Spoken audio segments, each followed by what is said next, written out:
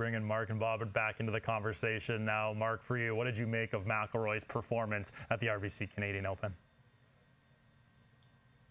I thought he had another nice weekend, Adam. A kind of a backdoor finish again for Rory, guys. We can't ignore the fact that after Friday, he put himself really behind the eight ball in this championship. But you can't take that away from what he did on Saturday and Sunday, making that huge push.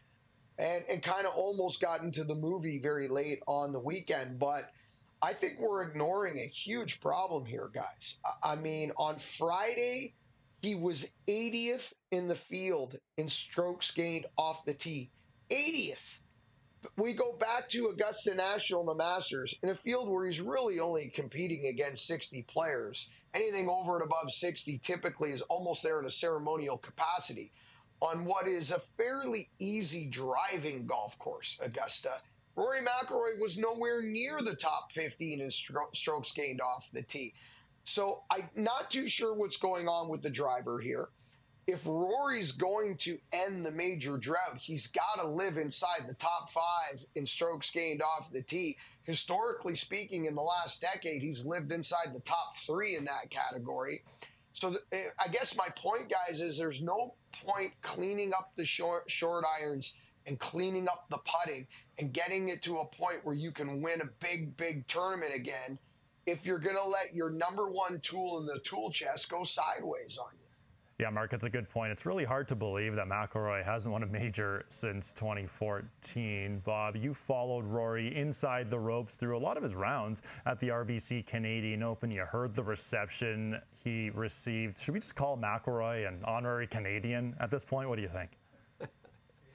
Well, he certainly was the most popular, far and away the most popular player in the field this week, and I think Canadians even included perhaps at some point.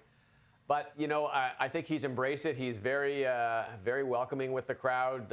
He loves the crowd. They love him. And, you go to a lot of tournaments and you hear them players say great things about the crowd. But, and you don't really maybe understand or believe it always. But when Rory's talking about it, there seems to be a genuine appreciation for what's going on.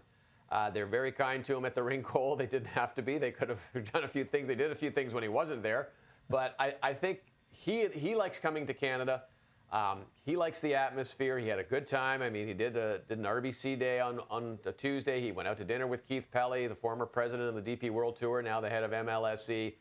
He's got a lot of connections in the Toronto area and in the greater Golden Horseshoe area, I guess. So I think that's important for him to come back and play these tournaments. And as you heard in that little clip before, he said, I'm going to keep coming back as long as they'll let me in the country, which, I mean, if you're Golf Canada and RBC, you got to be over the moon with that statement. McIlroy's played in the RBC Canadian Open 4 times. He has 2 wins and 2 other top 10 finishes.